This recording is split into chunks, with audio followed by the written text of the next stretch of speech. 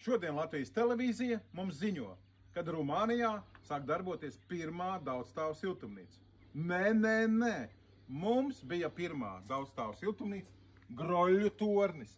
Īsā vēsture, ko es zinu, 71. gadā uzskicēja un uzražoja, sametināja torni 26 metri augsti.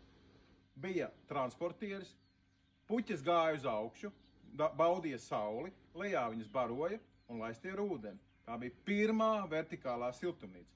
Ja šo siltumnīcu gribat redzēt, brauciet uz Mālpili, pie Raimonda Groļļa un pie manis.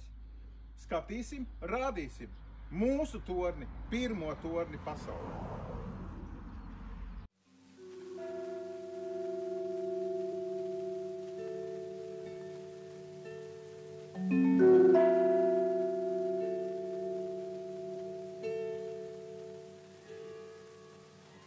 Kosmosa laikmeta siluets laukos.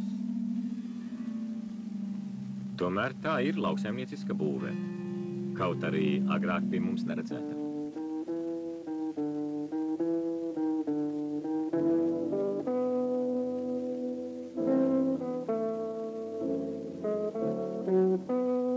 Juris Grollis, Mālpils Sovhos tehnikuma speciālists, ar entuziastu grupas palīdzību realizē pārgalvīgu projektu.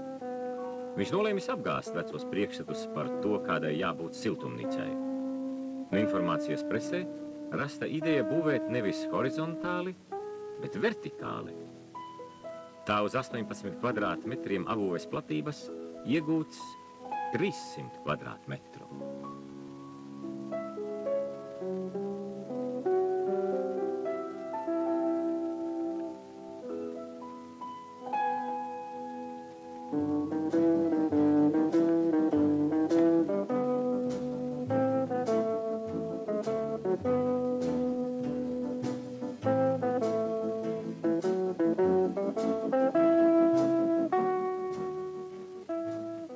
Kāda tam jēga, ja blakus jau strādā plašas parastās siltumnīcas?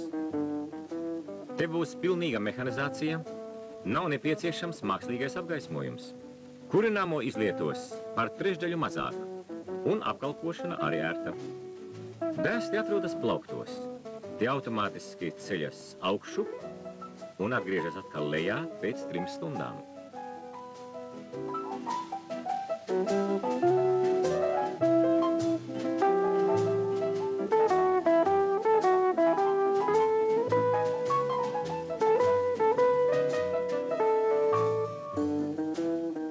Patiešām kosmosa laikmeta dārzeņu un ziedu audzēšanas mašīna.